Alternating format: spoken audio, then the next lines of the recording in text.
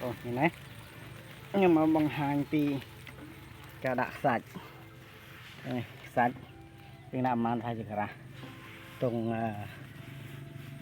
5 hôn nha. Cục bố. Ra với phải chứ 5 hôn nha. Hay giờ. Được rếp biết thôi. Nha rồi.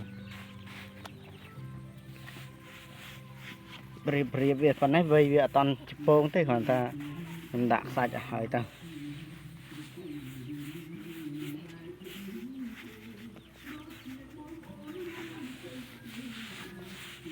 hay đập về vô phố nhầm mình thọt bằng hàng là ra tiếp để con mình ca vô phố chẳng này bà sân chia hay sạch nhé bà sân chia tiếp bằng phố mình sạch tập hết nà chỉ phảiไปđể smooth យើងត្រូវចុចវាមើលបើសិនជាខ្សាច់ស្ងួតទៅវាមានដុំវាជាដុំវារឹងយើងយកមកដាក់កើតទេតែយកល្អយើងទិញគេវិញ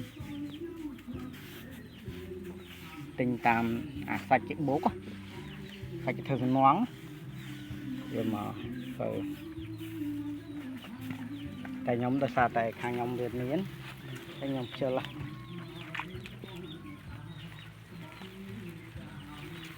ខ្ញុំទិញខ្ញុំអត់ទិញទេទេចំណេញលុយ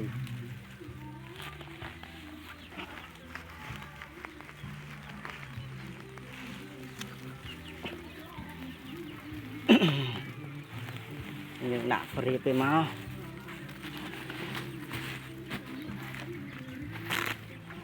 ដាក់ក្រោមន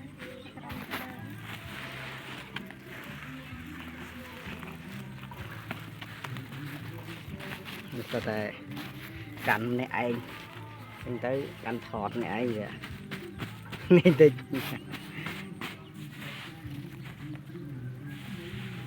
កាយយកមកដាក់ពេញឯនេះហើយដាក់មាននេះពិបាកហ្នឹងបងប៉ុន្តែខ្ញុំធ្វើខ្ញុំក៏មើលខ្ញុំវាយមើលតាម YouTube ដូចគ្នាដើម្បីចេះធ្វើមើល YouTube ទៅ Facebook ទៅតែគេចិញ្ចឹមដៃចាស់គេអ្នកធ្វើ page ធ្វើអីតែនេះសម្រាប់បងប្អូនដែលមើល YouTube ក៏យើង